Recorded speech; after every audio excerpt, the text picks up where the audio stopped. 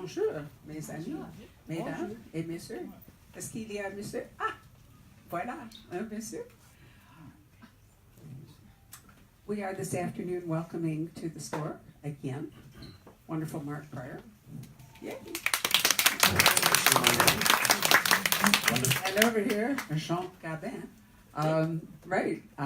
For her first appearance of the Poison Pen, but we are delighted to have her. Always kind of scary. And she's actually, as I understand it, an academician probably used to nobody sitting in the front row. But notice how carefully we have strategized. When I taught at ASU, I would actually get up and move the chairs in the front row to the back in order to keep the kids, and I've been known to do that here at the Poison Pen. And I've been here and everyone ignores it, but anyway, here you are, right in front of us. So we are going to talk about Paris. Now, we do have, over here, macaron, my favorite cookie, available from AJ's today, and some other colorful cookies, and some sparkling things, and some tea. So afterwards, you are welcome to help yourselves. I think we're going to ration it to one macaron per person, because I kind of underestimated, but please help yourselves. I'm willing to sell mine. You have already had wine and lunch with me, so your sacrifice means absolutely nothing. But there we are. So, getting more. You're good. I think as long as it has a green light, you should be. I have a green light. You have a green light, right, Scipia? So, Jane, tell us about what inspired you to write the Fairest photo. It actually came from my own obsessiveness and curiosity, and I was going through my father's papers after he passed away, and I knew that he had been in Paris during when I say the war, I mean World War II, and he had been not in a combat unit but in a postal unit, and I knew this. And he had told me some stories about his time in Paris, which I actually think was one of the best times of his life.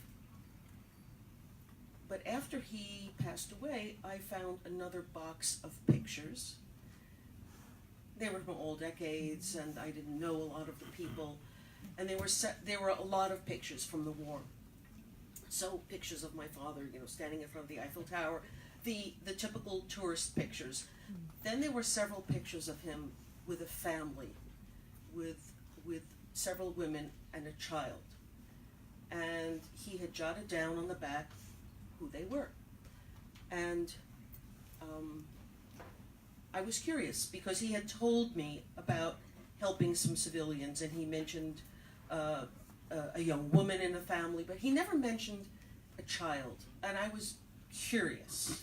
So it started with that. Also, I wanted to learn more about my father.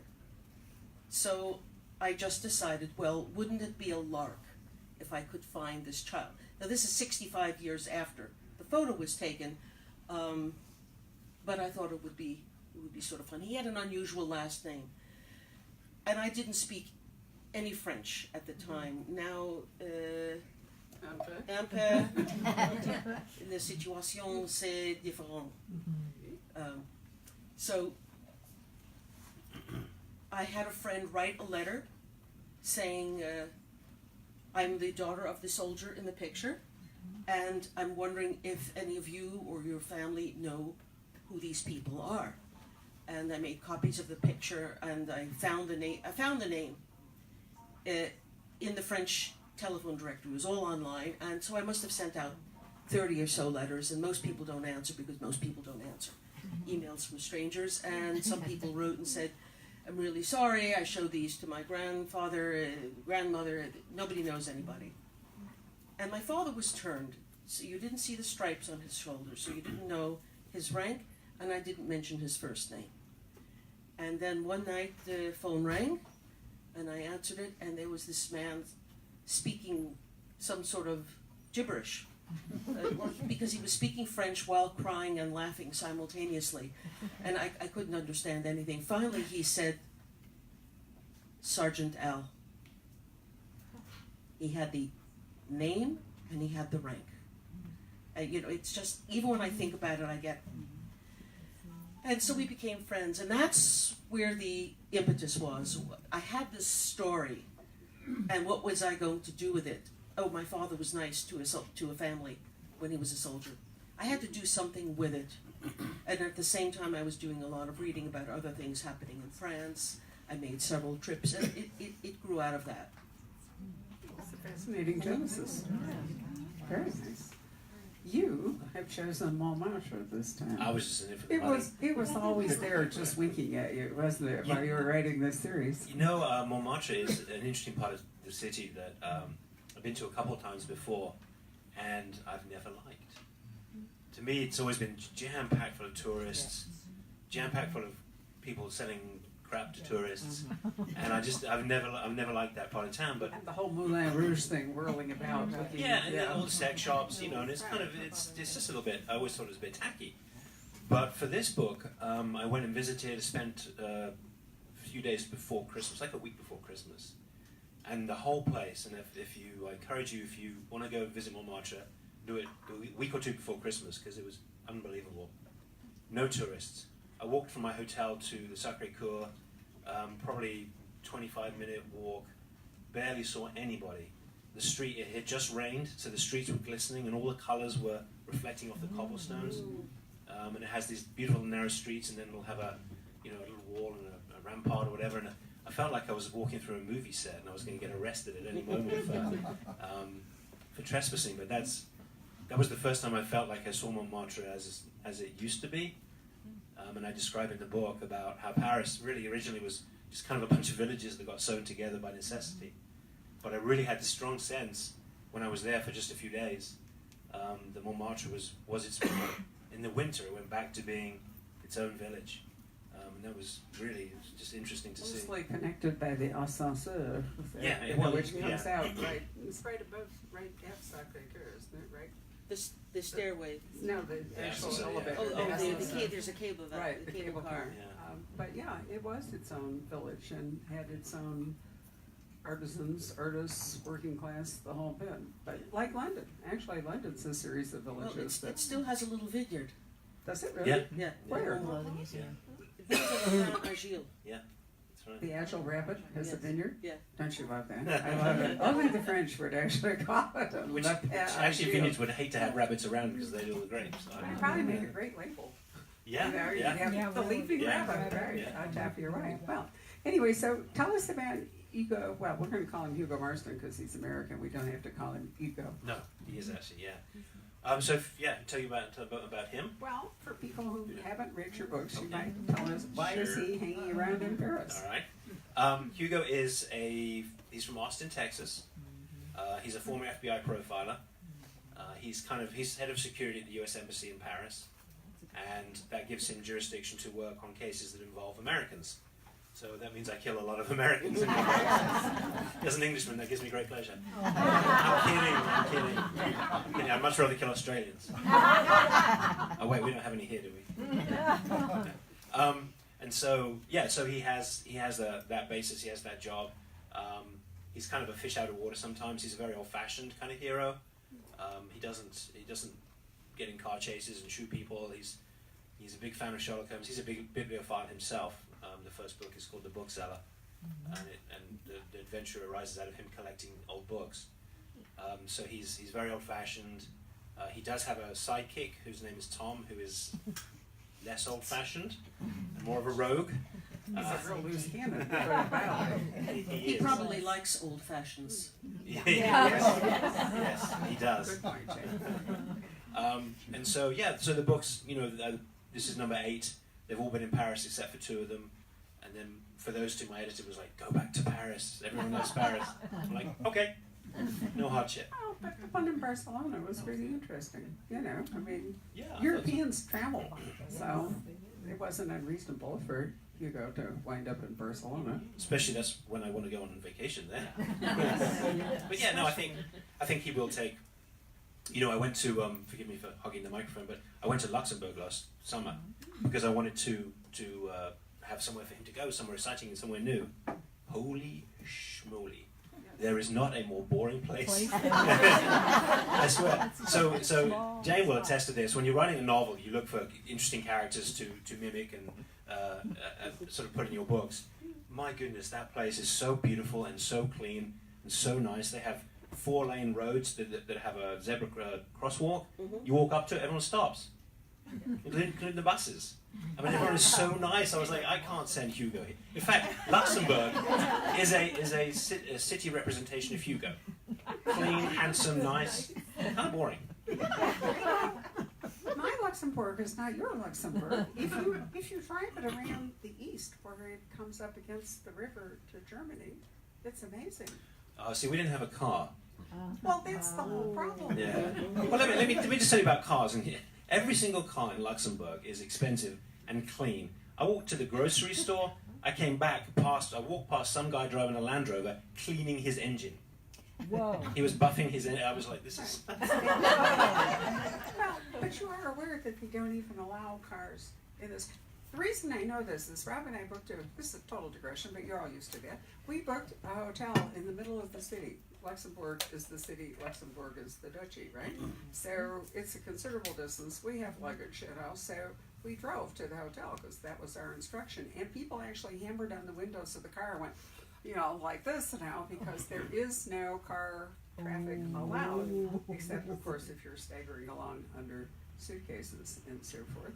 And then there's some wonderful ruins. It's a city that has canyons, and beautiful. So there's an old castle with walls and underground stuff, but really over on the German border along the Mosel, it's absolutely gorgeous. And they have Moule everywhere, Moule feet, which are just astonishingly good. And they were having a Moule festival, so Rob kind of went from like restaurant to restaurant to restaurant as we wandered down the Mosel eating Moule. So, see, you could send Hugo. You just need to talk to me. Bit late now. I'll send him again. We could have a run back. Right. So Luxembourg was actually an important part of the war, right? Yes. Battlefields, more so in World War I than World War II, right? I'm not that conversant about the battlefields. I've studied more about what happened at home. Well, during the war, within Paris, in the streets, you touch on this in the Paris Bookseller. The Nazis would collect people, ordinary French civilians, to use as hostages, and this is one of the things that concerns the mother of the boy in the book. She's very, very careful not to get picked up by the police. It must have been a stifling atmosphere, and this is what I learned. And this book actually has a bibliography. I did a lot of research about what it was like living in civilian times, because I was trying to get into the head of the boy and his mother at the time. It was one thing for me to get an impression of what the Americans thought about, but it was harder to understand because I didn't have anyone to interview. I had heard my father's stories about the war, and then I went on eBay, and this took me a number of years, but I would buy, for instance, the Army gave out a brochure for American soldiers on leave, telling them how to behave in Paris, because it was a really desirable city. So, for instance, it told people explicitly these people have had food rationing, so they'll be very happy to see you, and they will want to entertain you and give you the don't eat too much. It was also interesting because they would have these maps of the city, and it would tell you where the various Red Cross clubs were, and which were for officers, which were for enlisted men, and which were for black soldiers, but they didn't call them black. So, it's that the holdover of segregation even there, and I'm sure it struck others as ironic. So I would collect these various artifacts, and I tried to absorb. It took me about 4 years to do all the research. Oh, and also I learned French, rudimentary French, so that I could read and have conversations with people. But it's really hard when you start to learn a language as an older person. So I shouldn't bother.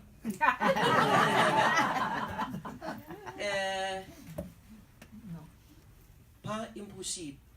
Yeah, nice to know. Jen, I want to ask you about one thing, because Yes. just reading the book was fascinating to me. The realization of the Americans had wasn't just that the Germans were the bad guys, but the French, trying to stay under the radar, had to avoid the French.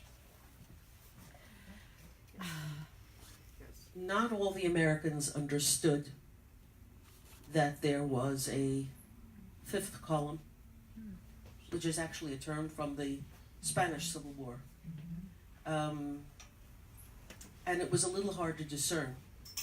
And then there were also people who made a profit, there was no morality involved. It was just a way to make money. So they in general steered clear of civilian involvement, not to mention the fact that they were discouraged from alliances. The Americans are loved. I mean, Americans, even today, you go over and you say, oh, my father was in the war. People let you in, they were nice to you, but Americans did terrible things. There was a historian who just came out with a book a few years ago called What Soldiers Do. And it talked about villages in the north of France right after the invasion. And I couldn't believe that that American soldiers, the Allied soldiers, would commit the sorts of crimes that they did, but they did. Nobody's pure. Nobody's pure in a war. No, there's always been a very strong anti-Semitic French streak also, which is, if you're reading the news, is coming back to, sad story. Any of you read The Paris Key, for example, or books like that, you would be familiar with that. But here's Hugo. He's in Montmartre, and what we have is a young American artist who's arrived. Why did you decide she would be a sculptress using books for her constructions? I just love that. Is this part of your literary theme? It sort of is, but it actually is a little more practical than that. My agent had sent me an email to a book sculptor. And initially I was like, well, what's this? Is that like in my bedroom where they were just all piled up? And you pretend it's something, so you don't have to put it away. But no, it was simply amazing the way this woman had taken the covers off the book, so they were all, it was the paper, and then sort of piled them on top of each other and made a tree out of it.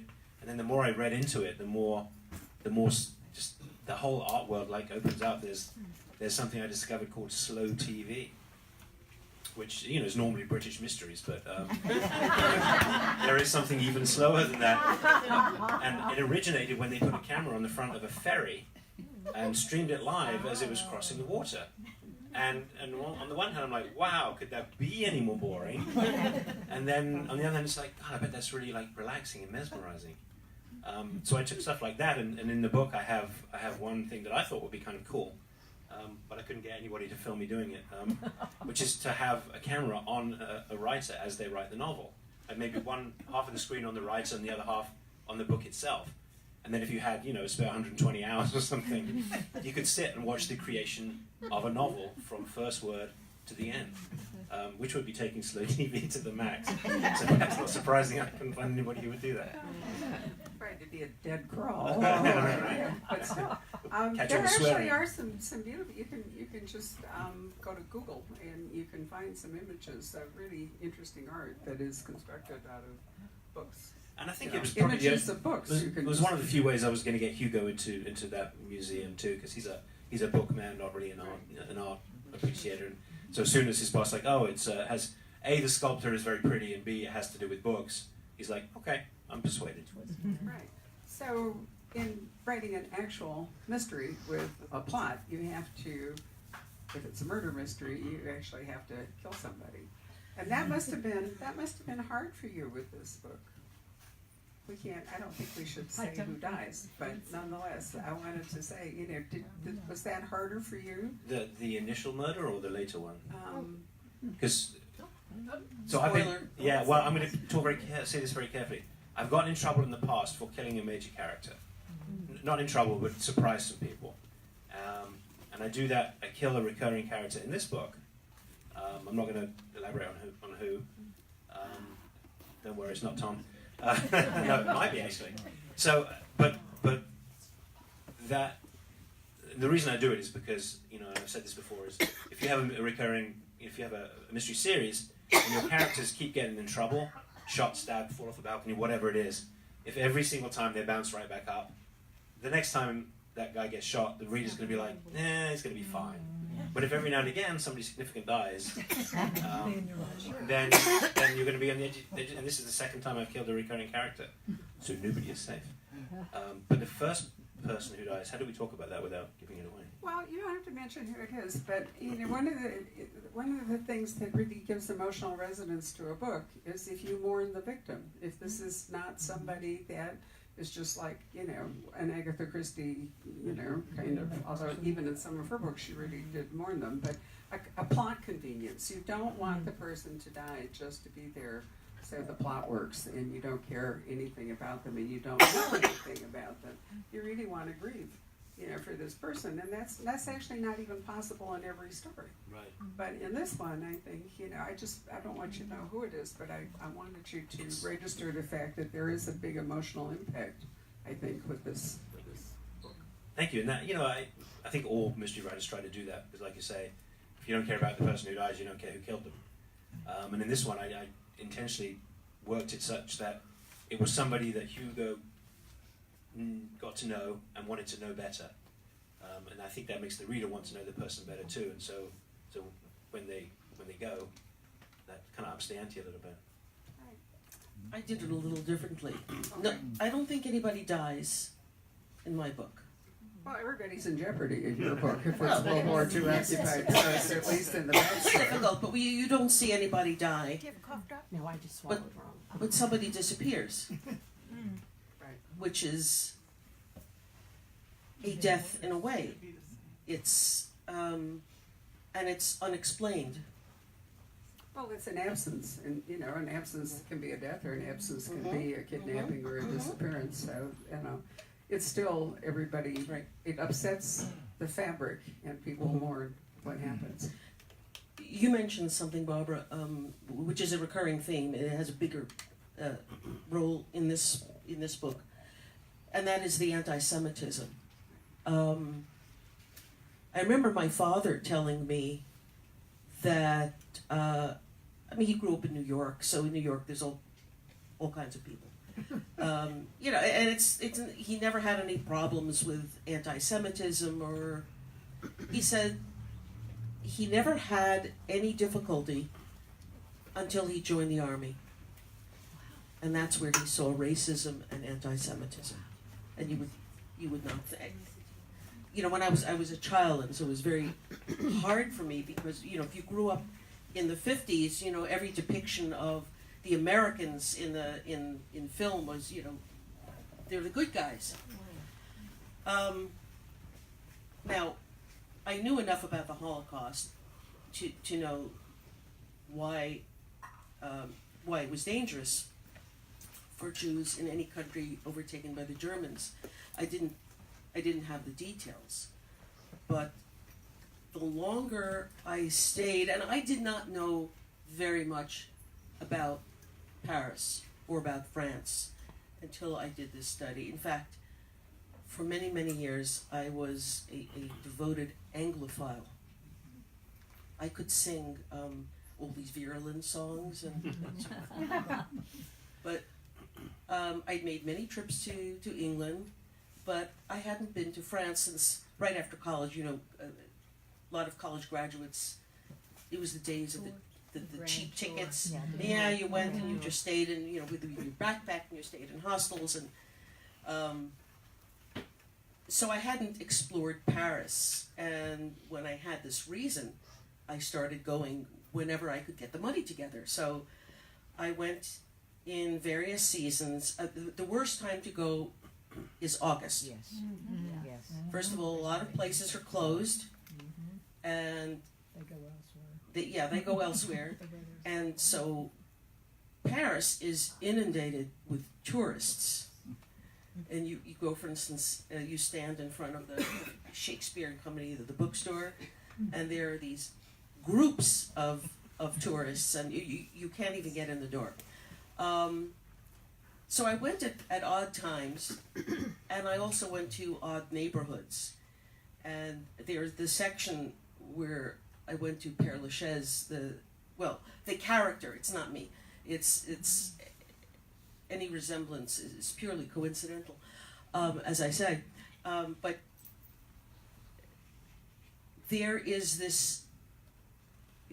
I saw the growing anti-Semitism, and when I said to my friend, this elderly gentleman, "You see this coming back? What is this saying to you?" He says, "Oh, things always go in circles. In France, they always go." He says, "They'll get over this." He says, "The French people like to have revolutions every 50 years, then it'll stop, it'll go away." He basically doesn't pay any attention. But I pay attention, and it's actually very frightening. It is. It is very. It's very frightening. How did you tie your story of World War II to a more modern?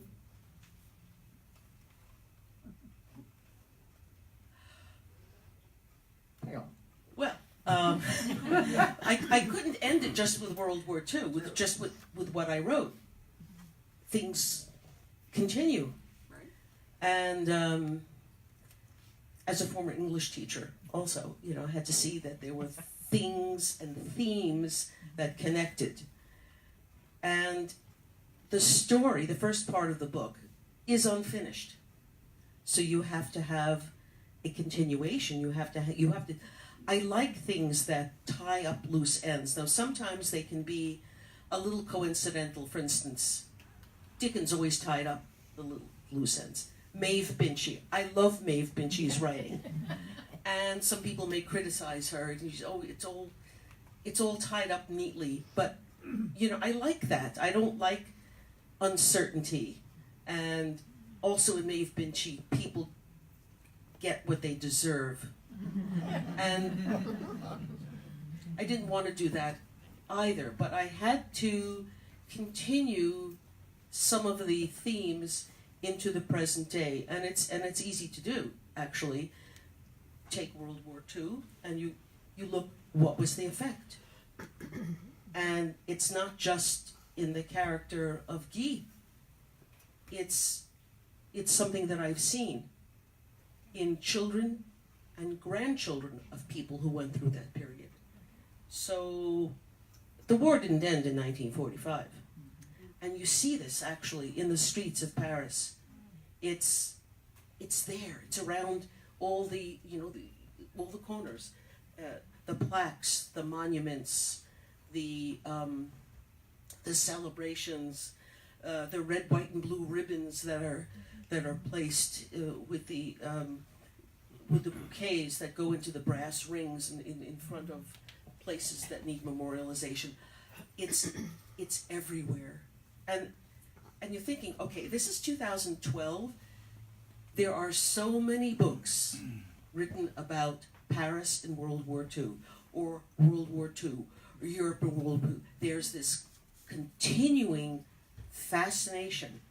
The National World War II Museum in New Orleans. I haven't been to it. I don't know if anybody has, but they have lectures. They have tours. In our own town, there are fundraisers to send 2 vets who were there at Normandy on a trip to celebrate or commemorate the day this coming June. So it's in everybody's consciousness. It hasn't gone away. No, I absolutely agree.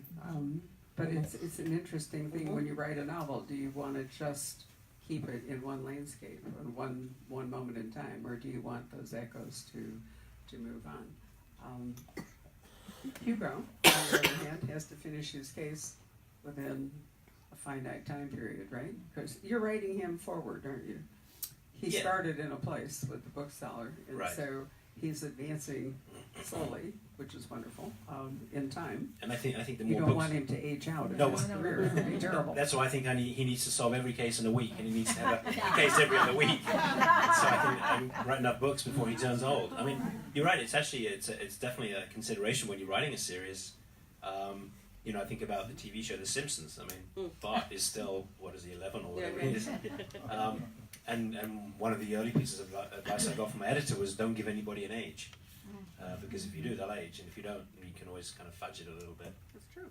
But it's quite a challenge, and yet conditions are changing around him because Paris keeps evolving, as Jane is pointing out. the world evolves. Yeah, I mean, one of the books I have, it's just when the iPhone came out, and Hugo is fumbling trying to figure out how to get some information on this iPhone. Whereas if I'd written that today, everybody'd be like, well, duh, you just turn it on and do whatever. Oh yeah, there's a scene right where he flips his phone. Yeah. And I thought, well, that's old. And one of the subplots in the book deals with DNA technology, which for the past 10 years has been the gold standard, and everybody thinks, oh, I've got DNA, that's the end of the story. Well, as we're learning, that's not actually the case. And without giving anything away, I will tell you that the DNA story and the resolution that Hugo comes to, what he figures out, is in fact a true story. So when you read it, not if, and you see how he figures it out, and you see what the resolution is, know that actually happened to somebody. So I as you may or may not know, I'm a prosecutor in my day job, so I deal with this stuff, and I have come to learn that DNA is not always the final answer. Yeah, but it does have interesting branches. You've noticed the number of cold cases that have recently been solved, by hits on genealogical sites now. So nobody is actually safe from, say, their cousin, registering for one of these sites, and then suddenly. I mean, I think it's terrific that that it's possible to bring some of these cases to closure that were completely impossible. There is a flip side to that, and I'll tell you, I had a cold case where we didn't have DNA. We had lots of other evidence, right. And while we were picking the jury, I asked the question of the panel. I said, okay, so imagine you have a cold case, and we have a ton of evidence, but we don't have DNA. Can you still convict? And then a bunch of people put up their hands and said, oh no, I need DNA. And I said, well, okay, well, just imagine we have a video of the person committing the crime. Do you still need DNA? It was like, oh, no. Except for one woman who's like, yeah, I still need DNA. And the judge was like, wait a minute, what the hell for? You have a video. So yeah, you're right. I mean, absolutely, it's solving crimes, but sometimes people can get so fixated on it. I'm sorry. Well, that's absolutely true. But in the days, there are lots of miscarriages of justice related to like eyewitnesses and so forth. Where, that's one of the most tainted of all evidentiary pillars that you can try to case on. And in fact, my office now won't try cases if that's the only evidence, because it's just so unreliable. Yeah, it absolutely is. And even fingerprints can be. There's all kinds of. It's evolving constantly. So if you are writing about crime that needs forensic solutions, that the forensics are evolving right out there in front of you. Yeah, and I will admit to fudging with the facts a little bit in that the DNA comes back quite quickly in this book. When I have a case, I'm still waiting for DNA from like 6 months ago to come back in some of my cases. So yeah, but Hugo's going to die of old age before he gets to the case if I do that.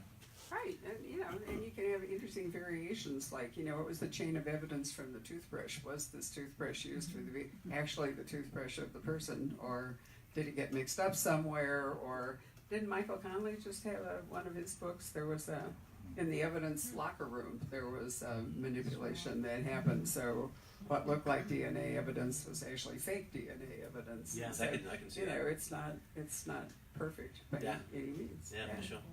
All right, so any of you have questions that you would like to ask our authors? We probably can't say a whole lot more about your book without giving away too much more of the plot, except I can tell you that you will definitely want to go to Montmartre. And are those real restaurants? Yes. They are? Yes, they are. So you can think of it as a bit of a tourist guide, should you go there. You're welcome. All right. Yes, ma'am. I love your books. I've read every one. They're just awesome. A little bit louder. How many of them do you have going on at the same time? Like as a writer, is it one at a time? You have 2 or 3 in the can as you, what's your process like? I do. I was doing 2 books a year. That got too much for me. So now I write a Hugo book, and usually there's something else on the boil at the same time. A different novel. I've got something else I'm working on.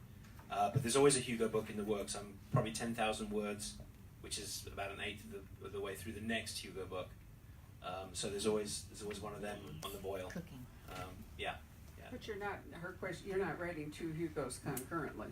No, good Lord, I'm not smart enough to do that. No, my head would implode if I tried. I try to keep them very distinctive stories too. So if I did that, I think I would have a real hard time. Although sometimes I'll have an idea for the next one, but I'll just make a note of that and then put it away. How long does it take to write one? About 6 months. Depending on external factors, but usually about 6 months. Yeah. However, let me point out to you that writing is really about rewriting. So it could take 6 months to actually draft the book, but then it can take all kinds of time to go back and rewrite it. It's never perfect the first time. Right. I hate editing, Bob. I actually try and make mine as perfect the first time around as I can, because I'm so lazy. I hate editing. By the time one of these books hits the print, I never want to see it again. Which is a terrible thing. I shouldn't admit that, should I? Then are you self-editing as you go along? Yes, then? yes. So you are editing. No, I am you're just editing. doing it as you go. Yeah, a lot of authors do this thing where they say, just get the first draft down. Right. Just get it down on paper. I cannot do that. I can't write that way. I've tried, I cannot do it. So I chisel along at it as I go along. How about you, Jane? What's your... Well, with this one, I knew the points that I wanted to make, most of them. And so I kept on a bulletin board that I have above my desk, I had a chronology, and I had points that I had to make. And I also needed to research things. Unlike Mark, I had to check as I wrote because I didn't want to write something that was not true. So, for instance, when the soldiers give the boy gifts, he gets a watch. I had to make sure that brand of watch was manufactured at that time. But and then of course people want to give me advice. And so, but the best advice I got was from somebody an American who lives in France, and said, "This is what you need to do. You have to have some conflict." Well, I knew that, and you have to have at least one character who's likable, that you can identify with. And then you have to have that Paris noir. You have to have some mysterious ambiance. And I tried to keep those things in mind. And it's really important to have one character who's likable. At a certain point, the characters do, and this is something that I've heard from other people writing, the characters do take on a life of their own, and they become people, and you like them, or you have issues with them, and feelings. And there was one I actually started to lose patience with this character, but I remember reading a book. It was a thinly disguised. It was about a school in Manhattan, a current school that was not identified by name. There wasn't a single character in this book with whom you felt sympathetic. They were all evil. Even the narrator, they were all horrible, horrible people. And the author was fired from his teaching post at that school, and I thought, well, imagine that. Yeah. And of course he wasn't fired because of the book, but he didn't make the school seem at all sympathetic. So I had to have somebody that the reader would be rooting for. I wasn't sure when I started who that person would be.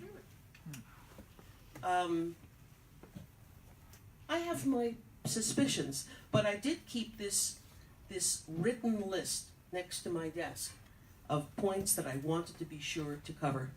I didn't want any loose ends. that's a really interesting point, but you've got Hugo set up so, in point of fact, you like him and we have to like him, otherwise why would we care to keep reading about him? Right. Right.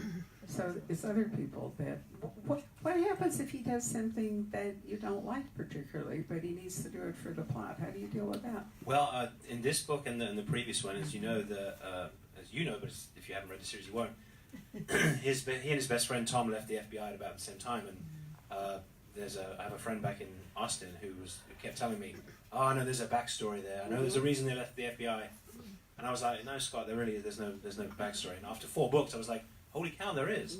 And it occurred to me that Hugo is a good guy and a nice guy, but nobody's perfect. Nobody's perfect. People are put in situations where their choices are to do the bad thing or to do the very bad thing sometimes. And Hugo was put in a situation like that at his time with the FBI with Tom. And so that's kind of the backstory. And I think if I continue to write Hugo books with him as kind of an angel, that would be unrepresentative of any human being. And probably not all that interesting. I think now, if you read this book and or the last one as well, you'll see Hugo in a much more complex light. Very true. And he has a somewhat complex romantic relationship. You know, he's not necessarily best boyfriend. No, he's not. And that's, for somebody who's in his probably 40s or something, he's navigating a love life with a woman who's as strong as he is, who is as loath to commit as he is. And for me, it's a nice role reversal for books, in that the dude is kind of chasing the lady for a change, and she's sort of the one playing hard to get. So that's another layer. Well, and also his job is demanding, and the hours are not particularly favorable to, you could plan a lovely intimate dinner with candles and wine and all, and then some American gets killed and he has to, exactly, or does the killing or whatever, yeah. Right. Yeah, so almost anybody in law enforcement faces this problem. It's a common theme among novels with policemen or other investigators. So Hugo, working embassy security, is the same deal. It's all hands on when somebody shows up or a situation arises, and you can't predict those. Yeah, and that makes it more interesting for me. I can have them do anything at any time, really. Yeah, I mean, it actually possibly makes them a better romantic partner than parent. Parenting does require more stability than likely Hugo's job affords, right? You're suggesting I give him a child? No. Or not. Or possibly not. There might have been the other thing, right. So Jane, when you were writing about this child, did you run into that, that same parenting, what makes a good parent in stressful situations? What would you do for your child? Well, the mother, Simone, has to do very difficult things, and Exactly.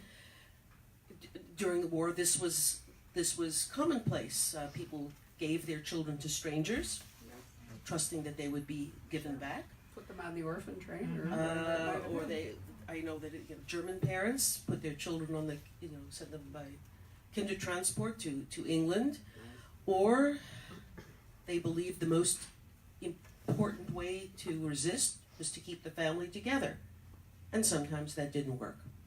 So I realized she was under a great deal of pressure, and the first part of the book, you don't see this. She has to make it difficult. She moves him around, and this kept him alive, but also filled him with a fear of the unknown, because she wasn't completely truthful. He knew that it was for his own good, that he would be kept safe, but he was too young at the beginning to know exactly safe from what. And in the second part of the book, we know that he also is a parent, but there isn't much information about his parenting style. It's sort of, he had children, they grew up, they moved away. It's not really part of his, he doesn't know. He doesn't have the skills or the interest to be a parent. It just sort of happened. Yeah, somebody wrote a novel recently about what if Anne Frank had survived. I didn't read it because I didn't think that was an Anne Frank story that I would want to subscribe to. I mean, it would have been wonderful if she had. But I don't like books that try to take. If she hadn't, The what if? would we even know? The what if? Well, Because she there's- wouldn't be. Anne Frank. Would she be Anne Frank? I mean, Well, or would what we kind know? of, I mean, somebody who's lived through those, what kind of a person could they be, would they be, if they had survived?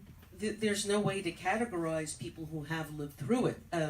From my experience, I know a lot of people who have survived this, and they've survived it differently. Some people can't stop talking about it. It haunts them. They're compelled to tell the story over and over. Other people are very matter of fact about it, and they've moved on with their lives. And some people have let this affect their appearance, their health, and others not. It's different. People came to the traumatizing events with certain personal characteristics, with personalities, and some were susceptible to despair, and others weren't. Well, if all of you read the Paris Key, I'm not going to give anything away well, I can't really. Somebody will be mad if I do a little spoiler. All right, so this girl, to save her brother, locks him in a part of their Paris apartment, and then she is taken, and nobody finds the child, so he dies, right? And she never gets over it, and in the end, despite all the good things that happened to her, she kills herself. She just can't move past. But the point is, she was the actor. It wasn't like she stood on the corner and some random sniper took him out or whatever. She is the person who basically, intending to save him, killed him. And she just couldn't live with that. No matter how hard everybody tried to help her with it, she never could get over it. And that I wonder if the people who do better as survivors are people who weren't actors so much as caught up in things, but don't have personal guilt to the degree that she suffered. I mean, this is all speculation. Obviously, we can't know. I know. But it's interesting from a novelist's point of view. How would you write about somebody if you put them in a situation like that? Where would it all go? It's an interesting exploration. Just remember, the World War II is a novelist that never stops giving to novelists. There are theaters all across the world. I just read a completely original one, and I'm trying to think. I'm having one of my mental blanks here. But this was the theater of the war that I have never thought about until I just read this book. It'll come to me in a minute where it is. Because we're so focused on Europe. We're focused on England and Europe. I love my series set in 1930s Australia because I never ever thought about what it was like to be in Australia with fascism, and communism and their wild immigration policy, very difficult, that still prevails even today. We don't think about the Australian theater in connection with World War II in this country because it's not really as much. Well, some people. Somebody may, does. but Somebody I at don't the front think here thinks that about people that. know. Or maybe in the 30s anyway. I don't know if we think about the ferment. I certainly didn't, whether you did or not. I was not as familiar with what it would have been like to have these opposing forces as maybe in the Spanish Civil War or something of that nature. So it's fascinating, to... Students today don't even know about the Spanish Civil War. Students today don't know about a lot of the hidden. And now I've just realized, it's Lisa C's new novel that she's coming to sign on March 22nd. There's an island off Korea called Jeju. And the novel is set during the Japanese occupation in the 1930s and in the war in Jeju. And these women who have spent their lives caring for their families and feeding them and all by becoming so acclimated to deep sea diving, they can stay underwater for like 29 minutes and survive freezing cold and all. Never ever once have I thought about Jeju, Korea as a theater for the Japanese occupation during World War II and what it was like. So, there's virtually no part of the world that was not affected by the war. And the two People that live theaters. today are still affected. Ma'am? People who live today are still. Absolutely. My father was deployed as an Army captain into the Pacific. He came back he was deployed after I was conceived. He came back when I was 3 years old. So that's a whole story in itself. What those lives must have been like. And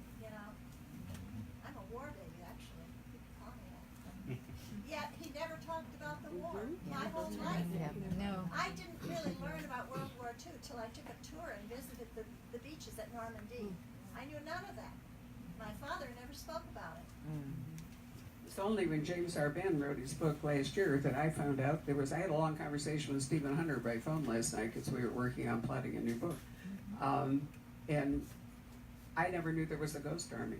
Did you know that there was, the American forces were so thin, all you think about is Omaha Beach, you know, and they had to get to Paris, and there were so few Americans and so many Germans that the Americans manufactured what they called the Ghost Army. Bill Blass, the designer, stepped in and created actual whole like canvas, you know, so it looked like there was a big army when it was like 8 people, you know, and all of this camouflage. And I mean, it was just an incredible story. I, you know, didn't know any of this until just so there are so many different aspects of. You know, if you take a tour to France, they'll take you to Omaha Beach, but I doubt if anybody's really going to tell you about, you know, the Ghost Army. But it was really important. It's the only way that they were able to hold it together and drive the Germans back, you know, to Paris. Well, that whole thing in Normandy Beach, it was a miracle. I mean, it was an act of God. How they did that attack without the Germans ever finding out. It was a combination of weather and great planning They and. built that fake harbor. I mean, they came down in parachutes. They came down along the cliff. They rappelled. How that was done. And General Eisenhower gave the call to attack because it was forestalled because of the weather. And then he said, we have to do it now or we're going to be found out. So they attacked. And There's a lot of luck to battles. Yes. Yeah. Who But I wins? mean, to me, it's just a miracle of God. The 3 countries did that and planned that without the Germans ever even knowing about it, you know? If you go back and read about Waterloo, it was only decided, you know, like at the last hour, that the British were actually going to beat Napoleon. So there's just so much that goes into it. And there are so many, you know, coincidences and Yeah. people, the narrow escapes. I remember my father telling me, well, he was in London. In fact, his troop was in London for training for a year before the invasion, and so during that time in London, he went to see another American he knew who was billeted someplace. He just thought he'd pop in on this person's flat, and nobody was home, so he walked away, and he was a couple of blocks away when the building was hit, you know, during the Blitz. So, you know, things happen, and but he didn't talk. People who've been through the war didn't talk. When I was old enough, I asked my mother. There's a third language in the book. There's Yiddish, which was spoken by a lot of immigrant Jews, and it's related to German. And she could read, write, and speak fluently. And so she said that she would translate the letters that came from relatives who were in Russia. And she was very proud of that. And I said, you know, a letter would come, she would translate it, she would read it to the family, and then she would compose the letter back. I said, well, and what happened to them? One day the letters stopped. And that was all she said. So I grew up with the tradition of not knowing anything. And it's all right not to say things. And then after I became, I went on for graduate study, I learned it was all right to ask. It was preferable to ask questions. You keep digging and digging and digging, and it can get a little obsessive. Not obsessive like your character, the one with the desk, who kept everything neat and clean. Not obsessive compulsive. Don't ever ask me about any of my books that weren't the last one. Right. Oh, Gravois. Gravois. Okay. Oh, look at that, I remembered. You know, I bumped into somebody the other day whose last name was Gravois. And she was very excited to buy the book. And I was like, oh. Wow. Wait till she finds out. Yeah, right. So, you mentioned that you are working on another book. Can you give us just a little tiny preview? Yeah, the new Hugo book. I'm trying to keep everything a little fresh, you know, different places in the city, different approaches. The new book, I'm trying something a little bit different. I'm going to have 5 or 6 suspects. It's going to take place in a real house that overlooks Parc Monceau, a beautiful old house that has a fascinating history, but I'm going to have 5 or 6 suspects. And throughout the book, you will be talking, or you will be hearing directly from the killer. You won't know who it is. You'll know it's one of the 5. And as we go along, there will be clues dropped in that one by one you can say, okay, well, I know it's not that person. I know it's not that person. So the question is, do you figure it out before Hugo does and before the final person does or does not get killed? Oh, it's a test. Oh, I really like that. But thank you for not actually identifying it. I'm never as interested in books where the killer, and I know who the killer is, talks to me. Yeah. Well, the truth is, Because I still like the puzzle part. I think. Yeah, I'm not actually sure who the killer is yet. So. So Jane, what is it you're working on? Has Oh, I fiction was gotten hoping you addictive. that you would ask. I was actually starting to work on something before I was distracted by this story, and in my previous life, I was a college counselor. That is, I worked at secondary schools advising students where they should apply for college, and before that, I worked at a university in the admissions office. I could tell stories. And in the next book, I will. And nobody can fire me. Oh, I bet you do have endless material. Yes. Right. An academic campus can actually be a killing ground. You could have a bookstore filled with nothing but academic mysteries. In fact, once I walked into this is about 20 years ago, I walked into a mystery bookshop in Raleigh, North Carolina, and I said, "Do you have anything set on a college campus?" And I left with a huge stack. So, all the motives are there, all the opportunities, all the classic. Yes, it's a sort of a Christie scenario with a closed circle of suspects and hidden secrets and Right. And it's one of the places too, which is increasingly rare today, where shame can actually, or exposure of can actually power a murder, because it's like an industry shame today. You get to do more stuff on Twitter and everything, but in a university, it's still not okay to be exposed. Or whatever. It depends. Oh, good. Well, I'm thinking about one particular professor who did very shameful things with university funds. And they involved adultery, academic fraud, various things. And yet, no one would take any moves against him. But then it was revealed he was afraid that his son, who was the object of a custody fight, would develop a northern accent. No, a southern accent. A southern accent which he considered déclassé. Then the university took action against him.